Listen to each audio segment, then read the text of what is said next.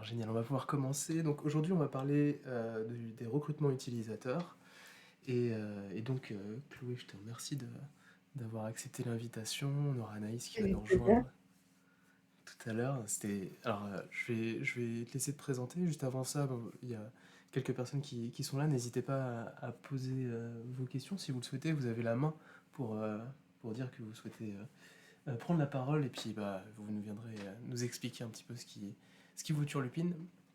Et d'ici là, donc l'objectif c'est d'avoir une vue un petit peu sur, en tant que UX designer en études junior et puis Mm. et plus senior, quels sont en fait les grands enjeux des recrutements, par quoi on passe, et donc avoir une vue un petit peu plus fluide là-dessus, et sachant que c'est un élément qui peut être un peu stressant.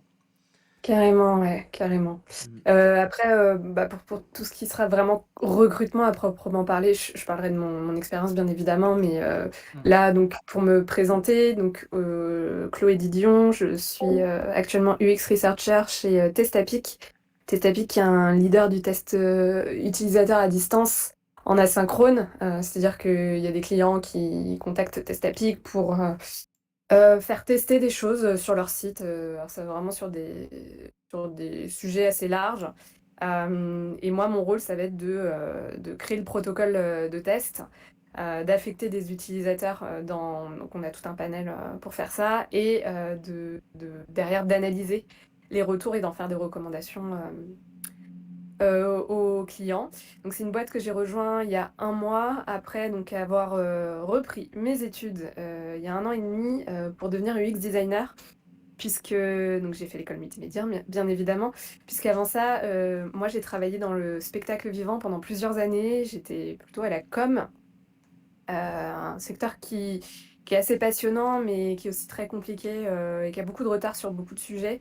Donc ça en était assez frustrant et j'ai dû avoir du nez, puisque 6 mois avant qu'on entende parler pour la première fois du Covid, j'ai fait ce choix de quitter le milieu du spectacle pour m'orienter vers l'UX qui était totalement évident pour moi dans ma manière de fonctionner, dans mm, ma manière de réfléchir. Je trouve que ça coule de source et puis je compte plus le nombre de fois où je me suis arraché les cheveux face à des services qui fonctionnent pas ou des sites internet qui sont mal construits, mal pensés, mal imaginés, qui sont pas au service de l'utilisateur. Et de me mettre à faire de l'UX, ça a vraiment répondu à ces frustrations que j'avais vécues à titre personnel, mais à titre professionnel aussi. Et du coup, donc il faut savoir que quand j'ai fait de la com, mes dernières années d'études en master, je les ai spécialisées en culture, en public de la culture, pardon. J'étais dans un master à Avignon qui nous faisait étudier justement les publics de la culture. Ça, c'était sans savoir que plus tard j'allais devenir UX, mais du coup, j'avais déjà vu pas mal de tout ce qu'on retrouve en méthodo de recherche utilisateur, et donc c'est assez naturellement que j'ai des facilités, si je puis dire, pour ce qui va être recherche, utilisateur de manière générale. Donc c'est assez naturellement que je me suis orientée vers Testapic. C'est plus par opportunité vraiment que par vocation.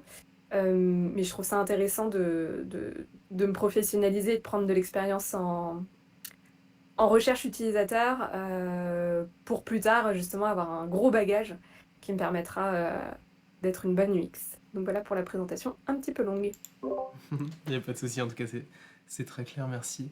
Merci Chloé. On va commencer par peut-être c'est te replonger un petit peu dans tes études et te remettre dans l'état d'esprit que tu avais quand tu étais étudiante.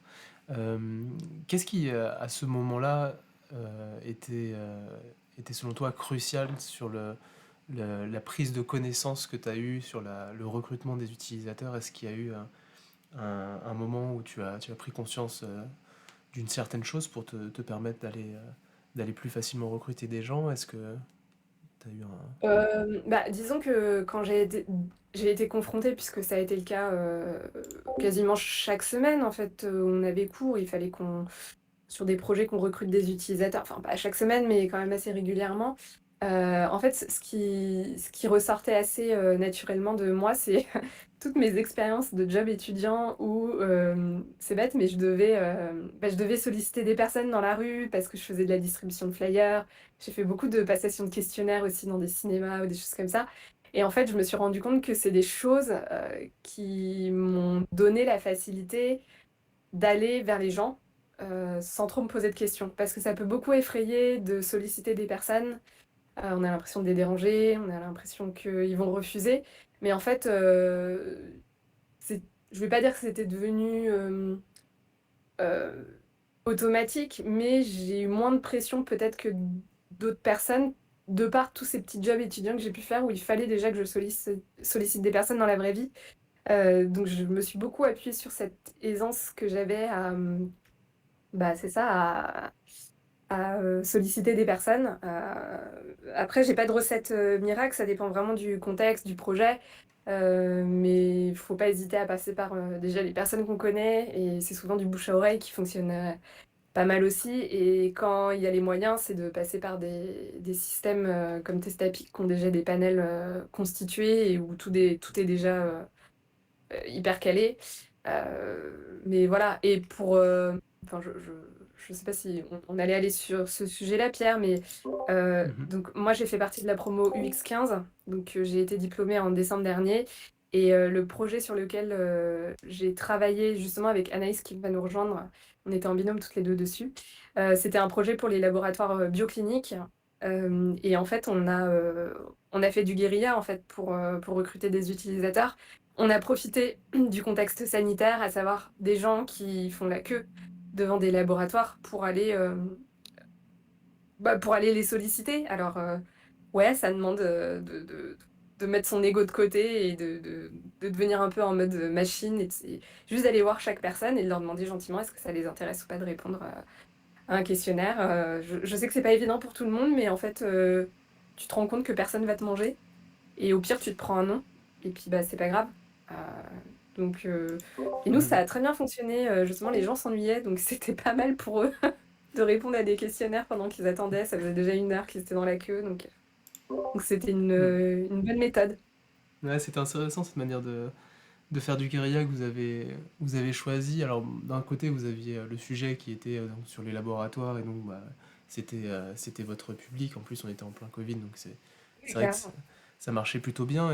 Mais après, vous avez été malin parce que vous avez quand même trouvé un endroit où il y avait des personnes qui avaient ce temps d'attente et que vous alliez pouvoir vraiment en profiter Bah, pour c'est vrai pour- que je me suis posé la question, si on avait été hors période Covid, est-ce que, on aurait pu avoir accès à autant de personnes? Je sais pas. Je Hmm. suis pas sûre. Je pense que j'aurais eu ce réflexe aussi de me dire, on va aller, là où les gens sont en attente ou là où les gens, sont pas occupés. Donc ça peut être, dans les transports. Enfin, tu t'assois à côté de quelqu'un dans le métro et tu lui demandes s'il a 5 minutes. Tu lui demandes à quelle station il descend et tu lui demandes s'il a 5 minutes. En fait, il faut prendre les gens à des moments où ils sont pas, en tout cas dans la vraie vie, occupés. Il y en a qui veulent pas, hein. Moi, j'ai souvenir d'un gars, un samedi matin, il était 9h, hyper sympa, mais le gars me dit: «Non, mais en fait, c'est samedi matin, j'ai la tête dans le cul, j'ai la flemme, quoi». Bon, bah, c'est pas grave, on passe à la personne suivante et puis, on se prend beaucoup de refus, mais je vous dis, moi, quand j'étais étudiante, enfin, plus autour de mes 18 ans, j'en ai fait, hein, de la distribution de flyers, de journaux à la sortie du métro, d'échantillons gratuits, que tu donnes et ça te forge à te prendre des vents, à n'en plus Hmm. finir. Et je crois que ça m'a beaucoup consolidée dans justement l'idée d'aller vers les gens, et de pas hésiter à demander. Ouais, c'est vraiment très important ce que tu dis, en tout cas, d'avoir ce passage, de cette barrière en fait qui peut nous faire peur. Faut se confronter Et à elle un nombre de fois assez fort quand même. et pourtant, tu vois, aujourd'hui, bah, la situation fait et puis même nos métiers font qu'on est beaucoup derrière nos ordinateurs, donc c'est presque encore plus simple d'aller solliciter des gens, parce qu'aujourd'hui, il y a des Slack, il y a des réseaux sociaux, il y a des endroits sur lesquels on a juste à communiquer un lien et les gens en prennent connaissance au moment où ils sont disponibles, donc c'est encore plus simple. Après, ce qui peut être peut-être plus compliqué, c'est, certes, tu les atteins, mais comment est-ce que tu fais pour les convertir à, devenir testeur ou utilisateur recruté pour tes besoins. Ça, c'est Mm. encore autre chose, mais j'ai pas de solution miracle. Je sais pas si tu as des tips à partager, Pierre, mais Mm. de jusqu'à présent, j'ai pas eu l'impression d'avoir des difficultés monumentales, mais j'ai pas été non plus confrontée à des projets de grosse envergure. Là, comme je vous dis, chez Testapic, on a un panel de 500 000 personnes qui sont inscrites dans la base de données. Ils sont sollicités s'ils correspondent à des critères qui ont été établis en fonction du projet. Et en plus, ils ne sont pas sollicités systématiquement. Donc, ça va être à raison de 1 à 2 fois par mois. Donc, ils n'ont pas l'impression de recevoir des demandes en permanence. Et comme ils sont rémunérés, forcément, ça aide. Mm. Ça aide à les faire passer à l'action. Je sais que avec sur notre projet bioclinique avec Anaïs, on avait envisagé, alors on a fait 100 puisque le client ne nous a pas vraiment mis à disposition quoi que ce soit, hélas. Mais c'est pas parce que, enfin, je veux dire, on a fait 100, voilà, on s'est dit c'est pas grave, on va faire comme ça. Mais on avait envisagé peut-être de remercier les personnes qui s'étaient investies sur notre projet, soit en leur faisant des petits cadeaux, soit on avait même imaginé, mais ça s'est pas fait, mais on s'était presque demandé si on pouvait pas voir avec Bioclinique pour qu'ils nous donnent des passes droits que les personnes puissent faire des tests Covid, parce que c'est pas, ils avaient rien à débourser, et puis bon, après, Ouais. Bioclinique a pas trop joué le jeu. Mais, mais on s'était vraiment dit, il fallait qu'on ait un retour, en fait, quelque chose pour les remercier. Mais Ouais. on l'a fait sans, et ça a fonctionné aussi. Ouais, bah, on arrive au nerf de la guerre, hein, c'est le budget et C'est ça. comment on peut exploiter ce budget-là. Et alors, il y a plusieurs choses à avoir en tête. Là, tu nous parles donc, d'un côté, il y a les projets que tu as fait en études, il y a potentiellement des projets que tu feras plus tard, si tu pars en freelance, des choses comme ça. Mm, mm. Et en fait, les budgets vont énormément varier. En tout cas, du côté psychologie, on sait que l'impact de la rémunération est présente sur le résultat final, mais Clairement. n'est pas si significatif que ça pour empêcher de rémunérer les gens et essayer de trouver des personnes qui soient vraiment de bonne volonté, parce qu'on va les engager un petit peu plus dans la réalisation de la tâche. Donc ils vont bien sûr donner un peu plus d'eux-mêmes, mais s'ils ne sont pas rémunérés, ça a encore un impact beaucoup plus négatif. Donc là-dessus, Euh, ouais. Ouais, en fait, il y a deux choses, parce que d'un côté, offrir une rémunération, quelle qu'elle soit, ça motive les gens à accepter plus facilement, mais il y a aussi, et c'est d'ailleurs pour ça que Testapic sollicite assez peu ses utilisateurs pour ne pas leur donner l'habitude d'être rémunérés à chaque fois. C'est-à-dire, on peut tomber aussi dans le travers de personnes qui ne font que ça pour l'argent, et du coup qui répondent à des trucs où ils sont Mm. même pas concernés, mais juste pour toucher l'argent ou le petit cadeau qu'il y aura à la fin. Donc ça, je sais que dans le milieu de l'UX, les designers sont, enfin en tout cas les UX researchers sont assez vigilants là-dessus, et de toute façon ça se voit aussi assez vite dans les réponses ou quoi, si quelqu'un est pas trop investi dans ce qu'il te fait comme retour. Après, il Mm. peut y avoir des très bons comédiens, hein, mais moi j'y ai pas trop été confrontée, donc Ouais. voilà. Ouais, ça c'est vraiment quelque chose où il faut faire très attention. Et à partir du moment où on a conscience de ça, le budget, alors soit on a différents choix. Donc soit vous partez dans du guérilla pur, hein, comme tu as pu nous l'expliquer Mm, là, mm. aller trouver des gens qui sont disponibles et leur demander s'ils ont le temps de prendre du temps. Et là, Oui, ils vont nous aider. Après, il y a vraiment une rigueur méthodologique qu'il faut avoir en tête. Est-ce que ce que vous allez proposer est à la hauteur de la rigueur oui, des entretiens, des questionnaires, des évaluations que vous voulez avoir? aussi. Ça, Bah, ouais. c'est clair que, comme tu le dis, faut pas oublier déjà que tu prends du temps, qu'il y ait rémunération ou pas, hein. Tu prends du temps à une personne, donc ne lui fais pas passer un moment chiant. Ouais. Essaye de faire en sorte que le questionnaire lui-même se sente intéressé, enfin, que la personne se sente intéressée à l'idée d'y répondre. Et, et c'est marrant parce que moi, avant de rejoindre Testapic, en fait, quand j'ai décidé de me reconvertir, une des premières choses que j'ai faites pour mettre un peu le pied dedans, c'est de m'inscrire justement sur Testapic en tant que testeuse. Mhm. Je pense que ça a beaucoup joué dans mon recrutement, parce que j'avais fait beaucoup de tests, et donc je voyais un peu le côté testeur. Et moi-même, j'avais déjà enfin, perçu quels étaient les problèmes méthodologiques dans les tests qu'on me faisait faire.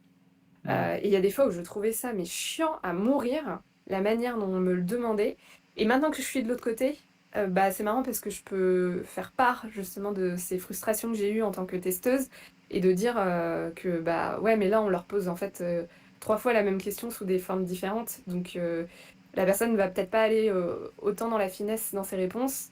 Donc autant, enfin, voilà, essayer de mieux réfléchir et de peut-être mieux, enfin, tout rassembler en une seule et même question pour obtenir ces réponses. Mais ouais, faut se mettre à la place des gens. Enfin, voilà, en tant que UX, c'est un peu, ton ce que tu es censé faire. C'est, bien sûr que toi, tu as besoin de récupérer des données, tu as besoin de récupérer des choses, mais leur fais pas passer un moment relou où où Mm. ils vont être tentés d'abandonner, en fait. Ouais.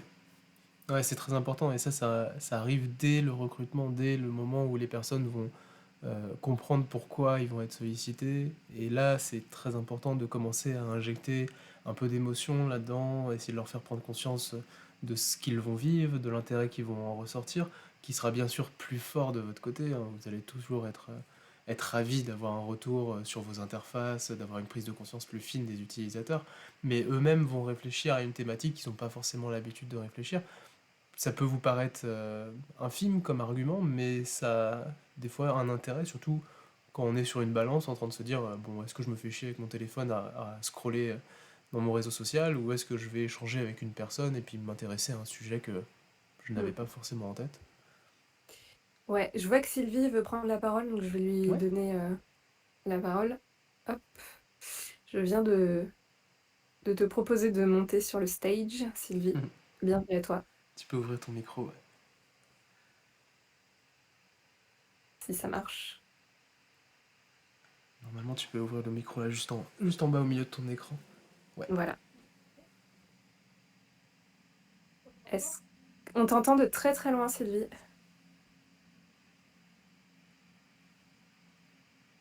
Et on te Eh t'entend bien, plus. on ne t'entend plus. Il y a pas un chat, aussi dans cette partie, Ah ouais, non, le but du cette chaîne, c'est vraiment juste d'avoir un talk sans OK. rien de plus. Donc ça pourrait, résoudre les soucis de micro. Ouais, bah, si on en a en tout cas, Sylvie, tu pourras poser ta question dans la chaîne événements hein, qui est juste au-dessus. Carrément. Bah, écoute, on va continuer en attendant que Sylvie retrouve, la parole.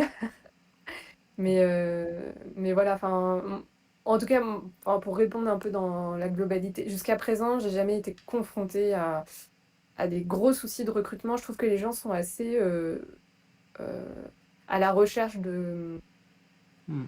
de donner leur avis. Heu, Ils ont envie que le de faire passer un message ou quoi. Donc mais tout c'est pas le cas de tout le monde. Il y a des personnes qui trouvent ça hyper relou et hyper chiant. Je vois qu'Anaïs est arrivée. Ouais. Est-ce que vous m'entendez maintenant? Ah oui, on Oui! t'entend Sylvie. Ah Bon. OK, j'ai changé un réglage. Oui, Super. j'avais juste une petite, question. Chloé, tu disais, que tu t'étais inscrite comme testeuse, chez Testapic, Ouais.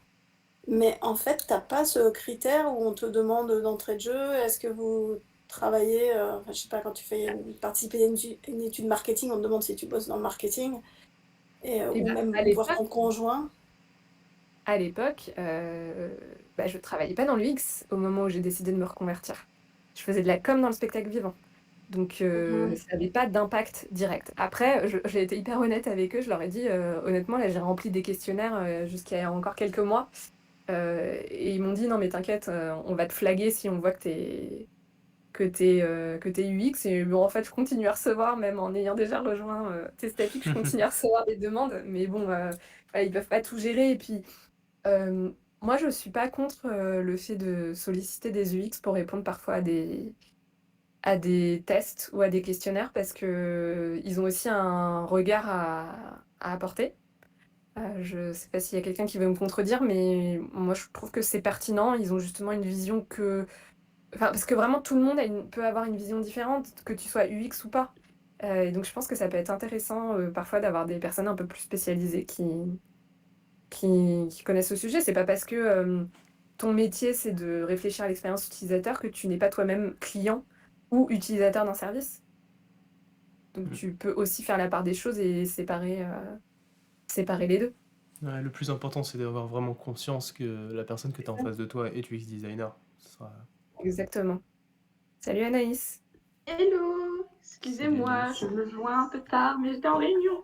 t'es tellement en retard, tu seras puni. Sylvie, tu voulais nous poser une autre question?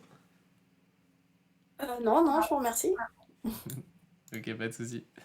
Merci. N'hésite pas, hein, si tu en as une autre, tu pourras. Alors Anaïs, donc on a commencé, on a un petit peu présenté ce que faisait Chloé, on a débattu un petit peu sur le fait de trouver des personnes qui sont pas forcément occupées. Elle nous a parlé un peu du projet de fin d'études que vous avez fait et du guérilla que vous êtes allé faire Ouais, sur les gens qui attendaient leur test Covid. On a un petit peu... On se levant Pardon. à 7h du mat. Ah, dur. comment? Non, même Ah pas, oui, il oui, est oui. 10h pour y être à 7h. Ouais, c'est pas ça. Moment, vous aviez du monde, parce que là, c'était l'affluence Ouais. du lancement. Et ouais. On a parlé aussi un petit peu, un tout petit peu rigueur méthodologique et budget en termes de rémunération. Est-ce que tu peux nous expliquer un petit peu toi dans quel état, enfin, dans quel job tu es Ouais, actuellement et puis ta relation avec le recrutement, comment ça se passe pour... ouais, carrément. Bah écoute, moi en ce moment, donc, je travaille chez Allianz. Donc voilà, c'est une entreprise, voilà, un grand groupe. Et donc du coup, souvent des gros moyens à condition que les bonnes personnes soient convaincues. Donc c'est toujours une question de conviction et de sponsor, hein, c'est toujours ça. Et du coup, bah, chez Allianz, du coup, on avait fait appel à un panéliste. Donc, quand il s'agissait de faire des tests utilisateurs, on avait fait appel à Testapic, justement. Et puis aussi, quand on avait fait des entretiens, on a fait appel à un panel qui s'appelle Forum Études. Donc voilà, et c'est vrai que ce sont... alors, je ne sais pas pour Testapic, parce que du coup, il y a un contrat cadre, c'est-à-dire que nous, on a des crédits, et puis en fait, Allianz a payé un certain nombre de crédits, et puis en fait, c'est comme des jetons, et puis voilà, on paye un peu comme à la caisse à la caisse à sous, quoi. C'est ça. Donc en fait, moi, je ne sais pas combien ça peut coûter à l'agence et comment ça se passe. Je pense que Chloé sera plus à même de savoir comment ça se passe. Mais du coup, pour Forum Études, effectivement, bah, c'était un panéliste et on disait, on faisait un peu la liste au Père Noël en disant, bah, voilà, j'ai besoin de gens qui ont eu un dégât des eaux dans les 6 derniers mois. Je veux dans les assurances de la personne, je veux qu'il y ait au moins 2 assurances comme ci, comme ça. Et c'est vrai que c'est un réel confort, mais c'est aussi un réel budget. Parce que du coup, j'ai dû faire un devis. Alors, je ne voudrais pas dire des bêtises, mais on va dire un ordre d'idée, c'était quand il fallait payer, bah, d'une part, le panéliste, plus payer l'indemnisation, en fait, enfin, l'indemnisation, des chèques cadeaux, en fait, qui étaient offerts à chaque personne. Chaque personne recevait dans les 40 ou 60 euros, quelque chose comme ça. Et il y avait encore 100 euros par personne qui étaient envoyés au panéliste. Donc chaque personne coûtait à peu près 150 euros. Donc quand il y en a 10, bah voilà, hein, ça fait 1500 euros, ça monte très très vite. Donc pour une boîte comme Allianz, c'est un confort et un luxe qu'elle peut se permettre de payer. Mais très souvent, bah, ce n'est pas le cas et c'est pour ça qu'il faut vraiment réfléchir à des méthodes plutôt guérilla parce qu'au final, en tant que Oui. UX, c'est surtout ça en fait qui va être utile. Je rajouterais du coup pour expérience dans des grandes entreprises, je disais au début, je parlais de sponsors. Avant, je travaillais chez Saint-Gobain et ils sont vraiment au tout début, à la découverte de l'UX, hein. Vraiment, on en est aux prémices. Trouver un UX dans un grand groupe comme à Saint-Gobain, c'est quasiment impossible. Euh, et donc, quand on a fait des projets, on n'était que deux. Et quand on a essayé de dire, bah, il va nous falloir des tests utilisateurs, tout ça, on me dit ah non, non, c'est pas prévu au budget, pas envie. Donc on a essayé d'argumenter, mais il n'y avait pas en fait. C'était pas. Donc il y a aussi au niveau de recrutement, il y a une histoire d'argent, mais il y a aussi une histoire de voir la mentalité, exactement, de mentalité, d'évangélisation à faire. Et ça, c'était un problème auquel on était confronté. Puis bon, bah, quand ça veut pas, ça veut pas, hein. Après, il faut savoir se détacher du projet et se dire, bah, c'est pas notre projet, c'est le leur, hein. Nous, on leur a dit ce qu'il fallait faire sur notre point de vue. Maintenant, voilà quoi. Donc c'était la petite Et pour parenthèse rebondir par rapport à ça. là-dessus, Anaïs, je sais pas si tu as encore des contacts, parce que ton ancien collègue, il est parti de Et Saint-Gobain. Mais bah, c'est marrant parce que là, un de mes collègues qui a fait l'école multimédia, qui s'appelle Johan, qui se présentait dans la chaîne Introduction, travaille en ce moment avec Saint-Gobain, chez Ah oui? Fescalier. Donc je pense qu'il y a eu petite réflexion. Alors il faudrait que je lui demande sur quoi il travaille, parce que ça a l'air d'être un truc assez lourd. Je sais pas avec qui il est en contact, mais là en ce moment, Oui, ça m'intéresserait, ouais. ça fait plusieurs jours qu'il est en mission pour Saint-Gobain. Ah bah, tu vois, Donc je suis surprise. ton travail n'aura pas été vain. Ah bah écoute, tant mieux, tant mieux. Et bah, justement, en parlant de d'autres, là on parle de recruter pour des tests utilisateurs. Aussi, quand il s'agit ça dépend aussi la nature je sais pas si vous l'avez évoqué, mais la nature du produit. Quand il s'agit d'un service de e-commerce ou voilà, où c'est à du grand public, c'est pas la même chose que quand c'est un produit métier. En l'occurrence, chez Saint-Gobain, bah, c'était une application qui allait être utilisée dans les usines de laine de verre et de placo. Donc là, c'est pour trouver les utilisateurs, entre guillemets, il faut faire appel au chef de projet en disant, bah voilà, nous, on veut faire des entretiens. Qui sont les contacts? Qui dans l'usine peut-on contacter, etc. Et là, c'est dire, bah, c'est qui travaille sur quoi. Ok, le directeur, il doit nous donner des gens. D'accord, très bien. Il faut aussi faire attention aux biais, parce que du coup, il y a plein de hiérarchies qui viennent de se mettre entre les deux. Et nous, on s'est bataillé pour essayer de vraiment parler à l'opérateur. On nous disait oui, mais on peut faire ça à distance. Et on disait, ah bah, non, parce qu'à distance, on sait très bien qu'on n'aura pas les ouvriers finaux. On va avoir le directeur d'usine, le gars qui fait le reporting, mais on n'aura pas. Oui, oui, nous, on connaît les process. Non, non, enfin, ils connaissent pas. Ils pensent savoir, et non. Et d'ailleurs, quand on a fait après, on a pu enfin aller sur place et on a rencontré vraiment les ouvriers, tout ça. Effectivement, il y avait un décalage entre ce qu'ils nous disaient, comment ils l'utilisaient, et puis ce qu'on nous avait dit. Donc, c'était vraiment nécessaire de se rendre sur le terrain. Et pour ça, il faut réussir à convaincre le product owner, qui c'est lui qui va débloquer l'argent par la suite, en fait. Donc ça, voilà, des choses qui se passent dans les grands groupes.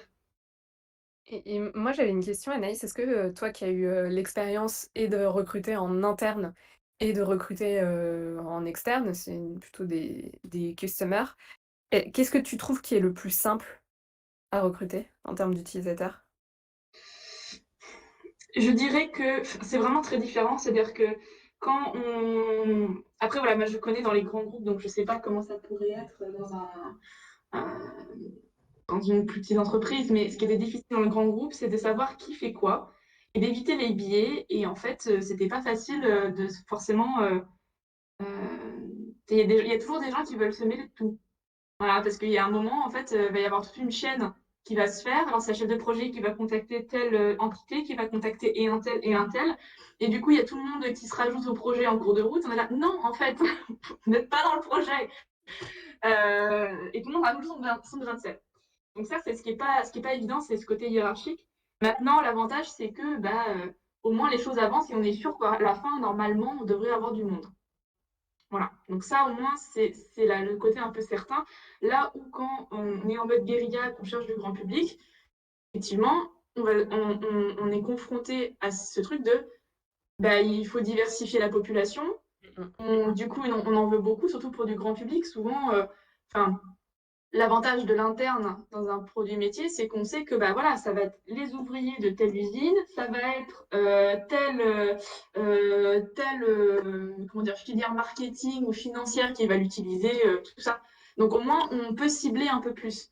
Là où quand c'est du grand public, eh ben, souvent on se retrouve avec ce biais où c'est pas représentatif forcément, que ce soit en entretien ou en questionnaire, plus en entretien qu'en questionnaire, où on a ce biais en fait qui est pas évident et on l'a bien vu quand on faisait quand on essayait de recruter pour des entretiens, bah, souvent dans notre entourage, bah, tu vois, Chloé et moi, on est jeunes, donc les gens qu'on va recruter, ça va être des gens entre 20 et 30 ans, alors que bah, il y a des gens qui en ont 60, peut-être plus, voilà, et c'est pas toujours évident.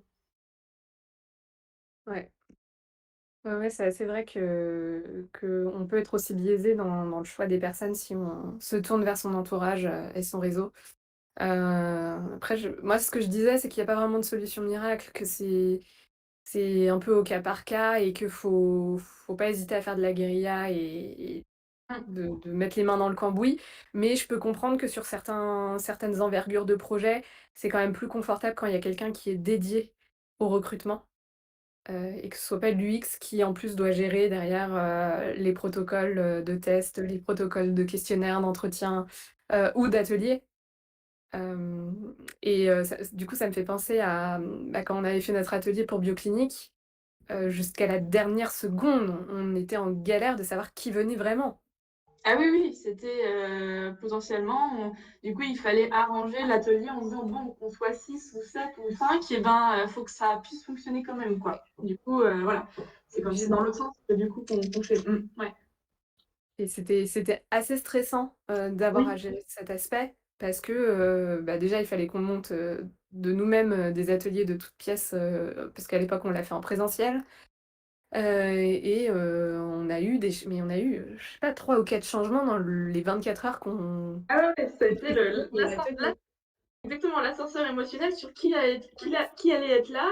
Alors, d'un coup, c'est le client, à un moment, c'est plus le client. Après, c'est une personne qui dit, bah, je peux pas venir. Ah, bah, du coup, ah, mince, parce que bon, voilà. Enfin, c'est vrai que recruter des utilisateurs, il y a aussi il faut anticiper euh, les changements de dernière minute. Donc, en fonction de, voilà, si le nombre ou les profils de personnes, c'est vraiment critique par rapport à ce qu'on va faire, par rapport aux entretiens ou à un atelier, dans ce cas-là, il faut prévoir des backups, tout ça. Ou alors faire ça dans l'autre sens, c'est-à-dire que si on sait que potentiellement, eh ben, on sait qu'en général, sur 10, bah, il va y avoir une ou deux personnes qui vont annuler, eh ben, au moins, on sait que ça ne va pas S'organiser. impacter l'atelier ou les entretiens qu'on avait prévus.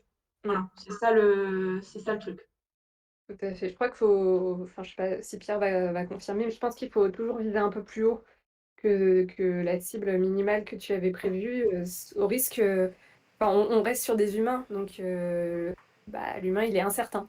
Même si on est censé s'engager dans ce qu'on fait, c'est enfin, j'ai même pu le voir là quand je cherchais du travail, que je passais, 1001 entretiens, des gens qui sont pas fiables en fait derrière, qui disent oui et puis derrière qui vont pas jusqu'au bout. Donc, faut garder ça en tête. C'est de la charge mentale supplémentaire, mais si tu t'organises, en conséquence, ça devrait le faire. En tout cas, nous, il nous a manqué quelqu'un, sur le nombre final. Après, on était limité parce que, bah, Covid oblige, on pouvait pas être plus de 9 ou de 10, je sais plus. Et donc on était limité, mais bah, on s'est organisé en faisant avec, une personne en moins. Ouais, Ouais, d'accord. là-dessus, en fait, ce qu'il faut vraiment avoir en tête, c'est que vous avez votre quota, ou peut-être 10 participants, et donc le recrutement, vous allez faire un recrutement avec 15 personnes. Et il faut bah, dealer ça avec le client dans un premier temps, et pour que ça puisse passer, mais aussi derrière, ce qui est intéressant, c'est avec le panéliste. Si vous passez avec un panéliste, c'est que là, ils vont pouvoir vous assurer d'avoir ces 15 personnes, et à côté de ça, vous allez aussi pouvoir leur taper un peu sur les doigts, s'ils n'ont pas assuré de leur côté, donc C'est clair. rebooker une autre fois, ou... Ça c'est bien. Ça, je peux Ouais, vous bah juste, pardon, vas-y. vas-y. Non, non, vas-y. Bah, par exemple, avec Forum Études, justement, c'était l'avantage, c'est que elle m'avait envoyé une première liste en disant, bah voilà, voici les personnes, l'âge, les assurances. Et puis, la veille, un truc comme ça, elle me dit, ah, bah, cette personne, finalement, elle peut pas venir, ou un truc comme ça. Donc, je te remets quelqu'un d'autre. Enfin, voilà, quoi. Elle a un backup, hein. C'est ça. Et là, moi, pour avoir pu l'expérimenter chez Testapic, on prévoit des quotas avec le client, que ce soit sur... juste petite précision, donc comme on fait du test utilisateur à distance, c'est sous 3 formats. C'est soit les gens font un sondage, donc c'est vraiment hyper rapide, soit ils répondent à un questionnaire par rapport à une interface qui teste, soit c'est de la vidéo, c'est-à-dire que on leur donne un scénario et ils le suivent tout seuls. Et ça enregistre leur écran, donc on enregistre ce qu'ils disent et ce qu'ils font à l'écran, on ne les voit pas. Mais c'est hyper intéressant. Et là, par exemple, ce matin, j'ai une de mes collègues qui était grave en galère parce qu'il lui manquait une vidéo. Donc on était en train de secouer les cocotiers dans tous les sens pour trouver des personnes qui rentrent dans la cible et ce qu'on appelle les relancer et les requalifier pour pour s'assurer que là, à 14h, elle ait cette vidéo manquante, parce qu'on ne peut pas arriver le jour de la restitution au client en lui disant désolé, il nous manque du monde. C'est impossible. On est obligé de tout faire pour avoir le nombre qui avait été prévu. Et d'ailleurs, parfois même un peu plus. Et là, c'est cadeau. Ouais, et Ah, c'est là en exactement. fait où on a une sorte de liberté, alors que soit passer par Testapic ou passer par un panéliste, de se dire, ok, bon, certes, si je veux 10 personnes, ça va me coûter 150 € par personne, donc 1 500 €, mais à côté de ça, je suis en train de programmer quelque chose qui aura lieu. Moi, je me souviens, je faisais chez des panélistes pour avoir quelque chose à 1 semaine et demie. C'était Oui. vraiment ric-rac. Il y en avait qui, voilà, le mieux c'est de faire vraiment à 3 semaines, mais tu sais que dans 3 semaines, t'as ta journée qui est bloquée avec des gens qui vont venir une demi-heure à l'avance, ils ont eu le protocole pour rentrer dans un bâtiment, demander un accès à tel et tel étage. Enfin, c'est un soulagement en fait Ah qui oui. est, qui est très intéressant à opter parce que derrière, comme tu nous dis Chloé, vous de votre côté, vous démenez en fait pour que ça soit réalisé et ça là-dessus, c'est un temps mais monstrueux à gérer. Mais Ouais, c'est nous ça, c'est quand même. Pardon, je te coupe, Anaïs. Nous, c'est hyper automatisé, donc même en tant que UX researcher, en fait, c'est pas une grosse charge mentale. Tout est automatisé, donc s'il nous manque des gens, on a juste à prendre des ID de testeurs et à les rentrer dans un logiciel, quoi. Ouais. Ah, tu voulais rajouter un truc, Ah, Anaïs? en tout cas, je pense pas que ce soit tous les panélistes qui soient comme ça. Par exemple, celui que j'avais, Forum Études, enfin, en tout cas, c'était vraiment, j'échangeais par mail avec elle. Vraiment, et puis il y avait un côté très humain, hyper professionnel, ultra rapide. Et pareil, je lui ai dit vraiment, moi, je me rendais pas compte combien de temps il fallait en fait. Donc moi, je suis arrivée comme une fleur et je lui ai dit, ben voilà, on m'a dit qu'il fallait te contacter. euh, j'ai besoin de ça, ça, ça, ça, ça. C'est possible la semaine pro. Mm. Et, limite dans les 2 jours à venir, quoi. Je suis arrivée vraiment comme une fleur. Et elle m'a dit, bon, bah, dans les 2 jours, ça me paraît compliqué, mais d'ici lundi, c'est bon. Donc, tu vois, c'est vrai que ça a été un vrai soulagement. C'était la première fois que je le faisais et elle m'a envoyé des documents avec les descriptions des personnes, des documents XML, avec tous les critères que j'avais demandé. Et vraiment, j'ai fait ma liste au Père Noël, quoi. J'ai demandé un devis, après que j'ai transféré à ma direction, et ils étaient là, oui, oui, c'est très bien. Par contre, des fois, par exemple, l'indemnisation, c'était pas géré par le panéliste. Donc c'était à l'Alliance de le faire. Et quand on a des gros rouages et que j'arrive depuis très peu de temps et je dis bah alors l'organisation ça se passe comment et que je demande à ma direction, tout le monde est là bah je suis pas trop et tout. Regarde dans le tiroir, il y a des chèques cadeaux, je fais bon d'accord. Et je fais mais c'est quand même pas très pro et au final il y avait aucun enfin j'ai improvisé, j'ai allé chercher des lettres à la poste, j'ai pris des petits pains et des petits œufs dessus. Ça faisait pas pro du tout, j'ai fait mais il n'y a pas un service de la poste, quelqu'un qui s'occupe de ça. Enfin, il y avait, je trouvais, un manque enfin, pour l'image de l'entreprise qui se veut une grande entreprise, alliance et tout. On sort des chèques cadeaux avec un moi qui écrit à la main l'adresse de chaque personne et le poster avec mes petites mains. C'était pas un problème du tout, mais je trouvais que ça manquait de professionnalisme. Et je trouve en tout cas, il y a une image à véhiculer aussi quand on est une grande boîte comme ça. Parce qu'après, les gens disent, ah bah oui, j'ai reçu un truc, c'était écrit à la main. Enfin, voilà, je trouve qu'il y a un peu un enjeu aussi quand on s'adresse aux utilisateurs d'être extrêmement pro. C'est vrai que sur ce coup-là, j'ai trouvé ça pas très pro et que visiblement ça a choqué personne chez Alliance et moi j'étais surprise quoi. Désolée pour le bébé qui crie derrière moi. Ah C'est pas non, le c'est mien. bien. Bah après, c'est vrai que c'est étonnant de la part d'Alliance, qui est quand même un énorme groupe. Moi, j'ai beaucoup Bah oui. bossé, parce que donc là, c'est vrai qu'on parle solution extrêmement simple, à savoir, tu mets l'argent et derrière, tu as tout un rendu. Mais moi, j'ai beaucoup travaillé dans des petites boîtes qui n'ont pas du tout les budgets pour ça. Et là, c'est du bricolage. Là, faut faire avec. Enfin, je sais que j'ai travaillé pour une boîte qui était dans le tourisme. Bon, malheureusement, heureusement, ils ont tenu, mais malheureusement, ça a été pendant mon alternance, donc j'avais pas accès aux utilisateurs, parce que les utilisateurs, c'était des touristes, et les touristes, bah, il y en avait plus en France. Donc, Hmm. bah, j'ai dû me débrouiller, j'ai dû contourner le problème. Je suis passée par des groupes Facebook, j'ai demandé à mon ancien boss de me sortir la liste de toutes les personnes qui étaient déjà passées par le service les services de la société Mm. pour leur envoyer un email. Bon, il y a toujours des solutions, c'est juste que parfois ça sort de ton cadre de mission et il faut juste avoir un peu de jugeote et mettre les mains comme je disais tout à l'heure, mettre les mains dans le cambouis.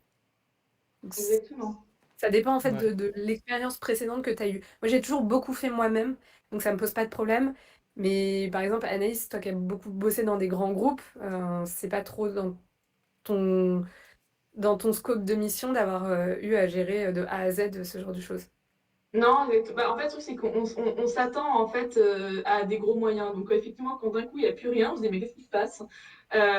Donc, c'est vrai que c'est un peu déroutant, mais pareil, par exemple, pour donner un autre exemple, je crois que c'est dans le Slack, avant qu'on bouge sur Discord, il y avait quelqu'un qui posait des questions de, bah oui, moi, je vais travailler avec, j'ai besoin de rencontrer des agriculteurs. Là, c'est typiquement, bah, quand on est citadin à Paris, bah, ça court pas les rues, les agriculteurs. Donc, et c'est pas forcément, effectivement, des gens, enfin voilà, si on a grandi à Paris, ça, c'est pas forcément des gens avec qui on côtoie tous les jours. Donc, quand on a des populations cibles comme ça, bah, par exemple, on lui avait proposé, je sais pas, je crois que tu avais participé aussi, Chloé, c'était, bah, j'ai dit, bah, contacte des AMAP, par exemple, des associations, voir est-ce qu'elles peuvent pas te mettre en relation avec des agriculteurs, tout ça. Et donc, après, il y a un moment, il faut réussir à réfléchir comment on peut atteindre une certaine cible dans la même gamme de personnes. J'ai fait des entretiens pour avoir un poste chez ça s'appelle une startup qui s'appelle AgroLeague et qui justement propose en fait un service d'accompagnement à l'agriculture raisonnée. Et du coup, bah, c'était typiquement, on m'a posé la question, ah, t'hésites pas, enfin, est-ce que tu es prête à aller sur le terrain et tout ça. Et en gros, bah, l'idée, c'était d'aller directement voir les agriculteurs sur place, comprendre comment ils fonctionnent, quelle est la place de l'agronome, etc. Euh, et ça, c'est hyper important. Il ne faut pas hésiter à se déplacer quand c'est possible. Chez Saint-Gobain, on avait essayé de se déplacer aussi en usine. On s'était un peu bataillé pour ça. Et puis, ben, on a réussi à l'avoir. Mais voilà, c'est des petits exemples comme ça. Mm. En fait, je trouve que bon, là, je vais sortir un peu du sujet, à savoir recruter des utilisateurs, mais j'ai le sentiment qu'il y a un gros souci de données, mince, le mot me vient pas. Euh, Par rapport à tout ce qui est recherche utilisateur, j'ai l'impression que les sociétés veulent très vite s'en passer parce que Oui, elles imaginent que, bah si, elles connaissent, comme tu disais, elles connaissent leurs utilisateurs, elles savent déjà qui c'est, elles connaissent mieux que nous et elles veulent pas remettre en question et surtout dépenser du temps et de l'argent pour ça. Et c'est un vrai problème parce que bah moi j'en ai vu plein des vidéos qui disent bah si tu fais de l'UX sans le U, bah c'est plus que du X en fait. Enfin, ça a pas de sens. Et il y a encore un gros travail d'évangélisation à faire auprès des sociétés qui veulent inclure l'expérience utilisateur dans leur démarche parce que bah, ils s'attendent. Enfin, je sais pas. Eux, ils ont leur problématique du coup d'envisager autant de temps et autant d'argent pour. Et c'est vrai, à récupérer souvent des données dont ils ont conscience mais ils peuvent aussi découvrir des choses nouvelles. mmh, Bah, ils sont assez réfractaires à cette idée-là. Et j'espère que Mm. ça va changer. J'ai le sentiment que oui, parce que quand je vois le nombre ouais, ouais, c'est de en train. Mais en clients fait, qu'on a chez complètement. TCL, Pardon, excuse-moi, je t'ai coupé. je disais quand je vois le nombre de clients qu'on a chez TCL, enfin, je veux dire, la société en 2020, eux, ils ont fait une croissance à plus 50%. Mm. Qui a fait ça en 2020? Ah, surtout, bah, c'est parce qu'ils proposaient des tests à distance en plus. Ben voilà, enfin, tu vois, et non, mais c'est surtout au-delà du distanciel, parce qu'effectivement, c'était une vraie problématique, c'est que les sociétés se sont rendues compte qu'il y avait besoin de tester et de faire appel aux utilisateurs. Mm. Ouais, complètement. Et alors, ce qui est, tu vois, par exemple, dans le cadre, je reviens sur ce projet d'usine, ils étaient convaincus sur la recherche utilisateur, faire passer les entretiens en usine, tout ça. Par contre, faire des tests pour voir si les écrans qu'on proposait, parce qu'ils étaient, la problématique, c'était la complexité des écrans, parce que c'est des logiciels métiers très complexes, avec beaucoup de champs, enfin voilà. Est-ce que ce qu'on proposait était bien ce que les gens pouvaient avoir besoin? Eh ben non. Donc c'est marrant parce que des fois, ils sont convaincus, mais pas complètement convaincus. Et c'est ah non, non, on n'a pas le temps, faire le test utilisateur, non, aucun intérêt. Ah bah ouais, mais Donc on peut faire tous les écrans de la planète. Enfin, je veux dire, comment est-ce qu'on peut certifier que derrière c'est bon, quoi. Donc c'est vrai que ça c'était la problématique, mais ça monte petit à petit. Autre exemple, chez L'Oréal, chez qui je suis en train de candidater, ils ont, euh, ils ont compris en fait qu'ils avaient besoin du UX design il y a 2 ans. Donc là, ils sont en train de monter, ils ont des sponsors au niveau COMEX qui investissent énormément de budget dans l'UX design. Et justement, pour être proche des utilisateurs et pour être dans le mode full package, on va voir les utilisateurs, on recrute et on n'hésite pas à mettre les moyens dessus. Parce qu'aujourd'hui, là, je divague un petit peu, je change un tout petit peu de sujet, c'est que bah, les grandes entreprises se sentent menacées par les petits. Et chez Mm. Allianz, c'est très très vrai, ils ont une peur bleue des insurtech comme Luco, Alan, Léo Kerr. Alan, Euh, sur eh Alan. oui et ils en ont très peur. Parce que d'un coup, ils sont là, attends, mais nous, qu'est-ce qu'on propose de plus que eux, au final? Hmm. Et donc, du coup, ils se sentent très menacés. Et c'est vrai que c'est comme ça que l'UX aussi est un peu arrivé, c'est parce que Néobank, etc. Mais bon, je sors un peu du sujet de recruter les utilisateurs. Non, mais c'est vrai que c'est un vrai sujet de se dire que. Enfin, moi, je le dis depuis que j'ai commencé l'UX. Ce qui va faire la différence, là, aujourd'hui, et puis dans les mois, les années à venir, c'est l'expérience utilisateur qui va être apportée par les entreprises. Moi, j'ai préféré renoncer à la portabilité de mes droits chez AG2R, qui était ma mutuelle quand j'étais en alternance, parce qu'ils ont été nullissimes avec moi. Je veux dire, j'ai perdu de l'argent parce que leur design de site internet était mal fait, que j'étais persuadée que j'allais pouvoir me faire rembourser des trucs qui en fait non. Que tu sens que dès que tu en appelles un au téléphone, ils sont complètement à la ramasse. Il n'y en a pas un qui est. Désolée hein, s'il y a quelqu'un qui travaille chez AG2R, mais enfin, moi j'ai été mais énervée à souhait par leur service. Et ben, j'ai préféré renoncer à la portabilité de mes droits gratuitement pendant encore 1 an chez eux et je suis passée chez Alan où je payais 60 euros par mois. J'ai préféré lâcher 60 euros par mois versus avoir AG2R gratuitement pour ma mutuelle parce que j'en pouvais plus. J'en pouvais plus. Et pour moi, ça va faire toute la différence là, maintenant. Enfin, c'est. Ah, mais justement, s'ils avaient recruté des utilisateurs et que justement, ils étaient allés faire des tests pour tester justement leurs interfaces et tout ça, et ben, ils s'auraient aperçu tout ça. Parce que clairement, je pense pas que tu sois la première à qui ça arrive. Et à G2R, bah, du coup, elles s'en sont rendu compte. Et Et ça, tant qu'il n'y a pas un truc qui vient, en fait, faire ding, ding, ding, oui. pour les alerter que, manifestement, bah, il faut écouter les utilisateurs et pas essayer d'imposer un business model, bah, ça change pas. Donc voilà. Bah, Mais mais il nous reste que 4 minutes, peut-être qu'on peut Ouais, résumer peut-être un peu tout ce qu'on a dit. ouais, je vais juste résumer un tout petit peu là ce que vous venez de dire, ce qui est intéressant parce qu'on on a beaucoup parlé au début des panélistes, on a parlé des solutions qu'on pouvait avoir aussi via Testapic. Et c'est important d'avoir cette vue-là, mais sauf que là, on arrive à des moments où vous voulez avoir un utilisateur précis, quelque chose de très représentatif pour votre test, et donc vous allez un peu choper les perles rares, et c'est des profils des fois un peu compliqués à avoir. Euh, Par contre, là, vous étiez vraiment en train de parler sur le fait d'avoir le maximum de remontées utilisateurs tout au long du projet.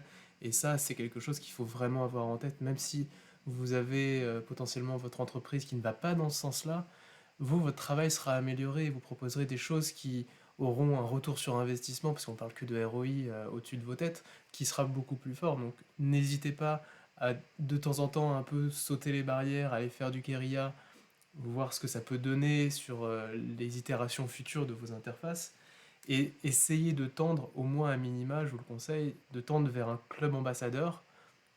Je crois que c'était Chloé, tu nous disais ça à un moment, tu es allé voir dans l'entreprise et tu as dit, ok, sortez-moi le listing de tous les gens qui ont côtoyé l'entreprise ces dernières Oui, c'est années. ça. Et ça, typiquement, c'est ton club ambassadeur qui va commencer à naître. Mm, Et mm. c'est pas des personnes qui seront non plus sursollicitées, quoi. Et ça sera un peu de la même manière que vous le faites chez Testapi, qu'on va aller les voir de temps à autre, mais au moins on aura une base de données de gens qui sont intéressés par donner leur avis sur un service qu'ils ont utilisé et les améliorations et ainsi de suite. Ça nous offrera une vue beaucoup plus fine en tout cas. Donc n'hésitez pas à voilà, faire un peu de forcing de temps en temps et aussi faire naître un peu ce terreau fertile. Euh, Stérofertile, en fait, à partir du premier ou des deux, trois premiers retours utilisateurs sur une conception, par exemple, ça commence à faire tilt un peu chez le client. Donc ouais, là-dessus, je pense que c'est quelque chose qu'il faut avoir en tête. Voilà, on a ce homemade qui est important à avoir. On a ce club ambassadeur ou derrière se débrouiller pour aller faire du guérilla. Mais du guérilla, encore une fois, vous savez un petit peu plus vers qui vous allez vous orienter.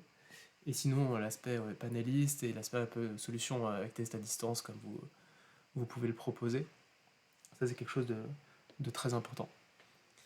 Euh, pour résumer un tout petit peu ce qu'on s'est dit au début, n'oubliez pas donc l'enjeu de la rémunération doit être mis sur la table. On va se demander si les personnes doivent les rémunérer. Globalement, on les rémunère souvent entre 40 et 100 euros, ça dépend de la possibilité. Moins de 40 euros, c'est un peu. C'est même c'est un peu Mais n'oubliez pas que si vous n'avez pas le choix, ça peut aussi marcher sans rémunération. C'est Ouais, juste que, bon. totalement. C'est si vous demandez vraiment du temps à des personnes de se déplacer, d'organiser un rendez-vous, là, essayez au maximum de au moins les rémunérer. En tout cas, votre budget, il faudra en prendre en compte. Sinon, n'hésitez pas à positionner des limites de votre recherche. C'est important d'avoir cet historique. Et dans tous les cas, essayez de trouver au maximum des gens qui ne sont pas occupés, des gens qui sont dispo, qui ne sont pas non plus des soifards et qui cherchent l'argent et réussir à faire le maximum de tests ou le maximum d'études marketing pour retrouver des sous. Vous allez les rencontrer et très rapidement vous comprendrez que c'est pas forcément des gens qui ont envie de donner leur avis. Donc faites juste attention à ça. Et voilà, et pensez. Ceux qui sont sur le test et qui font clic, clic, clic, clic, clic, clic, et juste pour arriver jusqu'au bout, quoi. Ouais, on les repère vite ceux-là, c'est clair. Ouais, mais on les dégage. Ouais. Et du Moi, coup, je sais que la première chose que je dois faire là, quand j'analyse des vidéos, c'est de vérifier que la personne n'a pas bâclé le truc. ouais. Ouais. Ouais, et pour ça, il faut anticiper. Ayez au maximum, peut-être pas 25% de testeurs en plus, mais pas loin. On est très souvent sur un ratio 10 tests certifiés à la fin, et donc il nous en faut 15.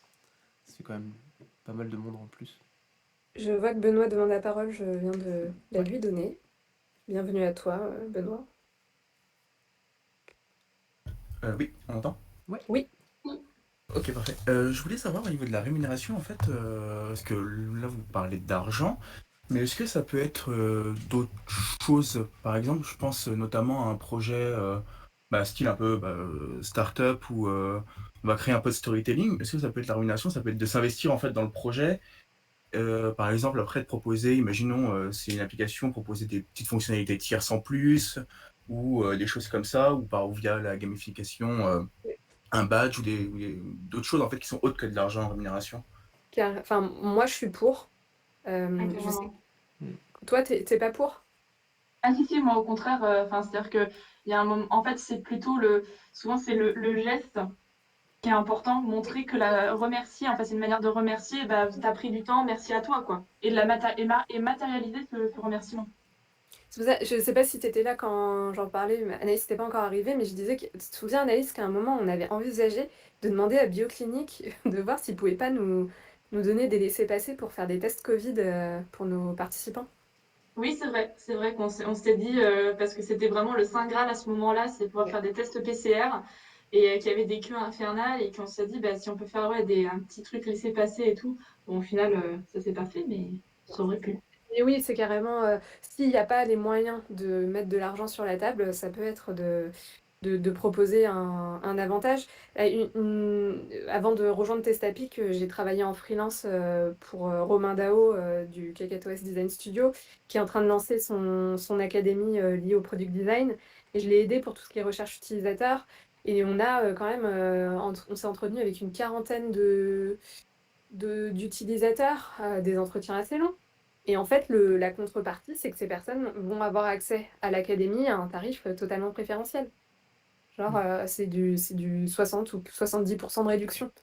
Et les gens étaient totalement OK avec ça. Ok. Et je me demandais du coup, en termes de, pas de fidélisation, mais du coup plus d'engagement, si quelqu'un avait un retour ou si vous avez entendu parler de est-ce que, par exemple, je suppose qu'une personne, quand elle est payée, elle est plus engagée. Si c'est, bon, après, forcément, ça peut être que pour l'argent, mais elle va être plus engagée que si elle n'est pas rémunérée. Mais par rapport à l'argent, ce genre de retour, en fait, d'implication, en fait, dans le projet, ou est-ce que c'est plus important ou moins important, ou il n'y a pas de C'est retour du tout, peut-être? c'est ce que je disais au début, c'est que effectivement parfois il y a des gens qui ne le font que pour l'argent, mais ça tu les identifies assez vite au regard de leurs réponses. Bon, bah parfois il y a des ratés hein, dans les utilisateurs que tu recrutes, ça arrive. Faut voir quelle importance ça a dans toi, ton analyse. Mais j'ai pas. Après, peut-être pour s'assurer que les personnes vont être engagées, par exemple, elles ont dit OK pour venir et t'assurer qu'elles vont venir jusqu'au bout, c'est de garder du lien avec elles jusqu'au moment où tu vas les rencontrer ou leur faire un test ou être en Mhm. entretien avec elles. De pas juste leur demander une fois est-ce qu'elles sont dispo et de leur dire OK et de les recontacter que le jour J, mais d'essayer de garder du lien en envoyant régulièrement des réponses enfin, ou des messages pour que les personnes se rappellent, quoi, et leur montrer aussi l'importance. Pour moi, c'est un peu une technique que je mettrais en œuvre si je devais. Ouais, Ok. exactement. Vraiment, dis-toi que les utilisateurs vont faire un ratio dans leur tête. Déjà, si tu leur proposes de venir pendant une demi-journée et que tu leur donnes un chèque cadeau de 15 euros, le ratio est un peu trop faible par rapport à la tâche qui va être effectuée. L'argent va les engager et tout au long de l'expérimentation, ils vont évaluer en fonction du gain qu'ils ont en plus de l'argent. C'est exactement ce que tu dis, Chloé. Si tu leur fais passer déjà un bon moment, si tu fais attention à eux, on va être sur du gain qui va s'additionner au gain monétaire final. Mm, Mais il y a une vraie évaluation à avoir qui est très fine. Et c'est pour ça qu'on parlait tout à l'heure d'un ratio de 40-60 euros. On va dire la demi-heure, on est à 40 euros, l'heure, tu peux aller jusqu'à 60 euros. Et tu peux payer une personne pour une heure et demie de présence à 100 euros. Mais encore une fois, ce que je te dis là, c'est vraiment très, très vague hein, et c'est pas à prendre au pied de la lettre. Parce que derrière, comme on disait tout à l'heure, le fait d'avoir un accès un peu premium à une application, le fait d'être même peut-être déjà un peu dans la boucle vis-à-vis mm, des futures itérations de l'application, d'avoir une connaissance euh, beaucoup plus comment dire, privilégiée par rapport à des annonces ou des choses comme ça peut être dans la tête d'un participant quelque chose qui va faire une grosse plus-value et lui permettre de se dire bah ok je veux bien donner de mon temps, ça me fait d'une part plaisir, je vais être rémunéré de cette manière-là, ce qui me convient totalement. Et pour toi UX designer, ce qui est important c'est de te dire ok j'ai atteint le seuil qui va faire que son engagement va être assez fort pour que le résultat soit analysable. Ok. Je rebondirai sur deux choses par rapport à ça. Premièrement, je ne sais pas ce que vous en pensez, mais je me dis quelqu'un qui le fait bénévolement est déjà convaincu de la chose et il va se sentir engagé dedans. Enfin, moi, c'est mon point de vue en tout cas, c'est que quand je suis. Enfin, après, c'est personnel, hein, mais je me dis, quand je fais un truc bénévolement ou quand je sais que la contrepartie est pas folle, c'est parce que de base, j'ai accepté la chose parce que je suis convaincue et que j'ai envie d'aider. Donc, je vais aller au bout de la chose. Donc, ça peut arriver aussi. Et en fait, c'est aussi ce que tu as dit, Pierre, ça me fait rebondir sur quelque chose. Je ne sais pas si tu l'as mentionné, Chloé, mais pour recruter des utilisateurs, souvent, on va avoir besoin d'utilisateurs à différentes étapes du projet. Et du coup, bah, dès qu'on recrute des utilisateurs, essayer de penser plus loin. Donc, par exemple, dans notre questionnaire, c'est la première chose qu'on avait faite et la première étape. Et à la fin du questionnaire, on a demandé bah, est-ce que, enfin, tu vois, est-ce que vous voudrez en discuter un petit peu plus, laisser votre numéro ou votre email ou quelque chose comme ça. Et c'est ce qui nous a permis après derrière d'avoir quelques personnes à recontacter pour faire des entretiens. Hmm. Donc ça aussi, c'est un truc auquel on peut réfléchir. J'ai un peu sorti, mais voilà. Ouais, c'est important. C'est pour faire ça. Hmm. Ok. Très bien. Mais merci. Pas de souci. Bah, merci à tous, on va s'arrêter là, on a un tout petit peu débordé, mais c'était très J'allais intéressant. manger. Et oui, on va aller tous manger, en tout cas. Oui, j'ai très faim. C'était génial de vous avoir, Naïs, Chloé. Merci beaucoup, et puis bah, merci à ceux qui sont passés nous voir, et puis bah, ceux qui voient ça en replay. En tout cas, n'hésitez pas à rester connectés sur le channel événement pour voir la prochaine, le prochain talk, le prochain nerf de la guerre. Et d'ici là, n'hésitez pas à nous proposer des sujets si vous en avez. En tout cas, C'était un plaisir de passer encore une fois cette heure avec vous. Carrément. Merci beaucoup. Merci à vous et à la Merci. prochaine. Et Allez, coucou à ciao. ceux qui replay, hein. Ciao. Ah oui.